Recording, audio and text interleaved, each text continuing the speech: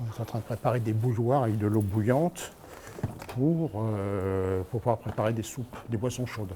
Des soupes ou des boissons chaudes. 19h45. Michel Bernard s'occupe des derniers préparatifs pour venir en aide aux sans-abri.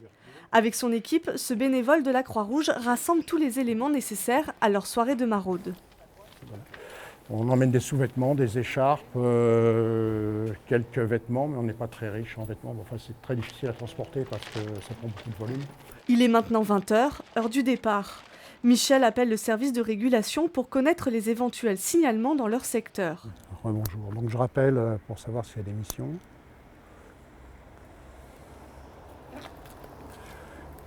À plaisir, d'accord.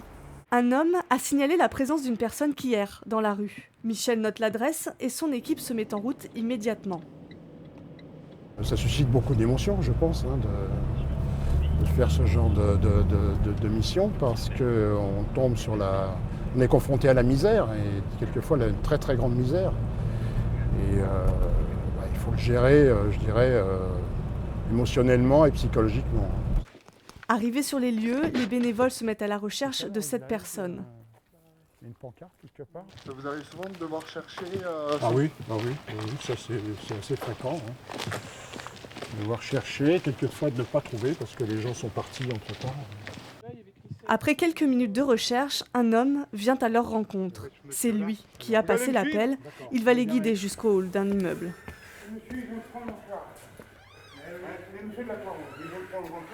Bonjour monsieur, D'accord. la Croix-Rouge. Il tape, c'est tout. Vous appelez comment monsieur? Quel est votre nom? Moi, c'est Brandao, José Brandao. José Brandao, d'accord. L'homme semble déboussolé et a du mal à se faire comprendre. Michel lui propose de l'emmener dans un centre d'hébergement où il pourra passer la nuit au chaud. Après des négociations, il accepte de se faire prendre en charge. Apparemment, il y a des problèmes familiaux et voilà, il est à la rue, donc est-ce qu'on peut trouver un hébergement pour ce monsieur? Donc là, la régulation va appeler les centres d'hébergement pour savoir s'il y a des places. On me rappelle.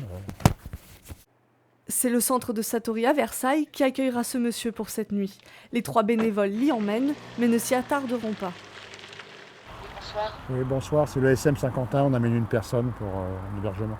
Juste le temps de le déposer avant de repartir pour un autre appel à Montigny-le-Bretonneux. Cette fois-ci, c'est un homme que Michel connaît bien. Georges Fromentin vit dans la rue depuis 7 ans.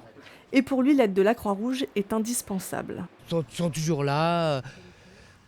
On peut les appeler ou on les appelle pas, ils viennent quand même. Moi j'ai connu un hiver plein de neige, quand je mets à la base Saint-Quentin. Couvert de neige, on croyait que j'étais mort. Et moi j'avais pas froid, j'avais chaud. Vous aviez pas froid pour... Bah non, j'avais une couverture sur moi.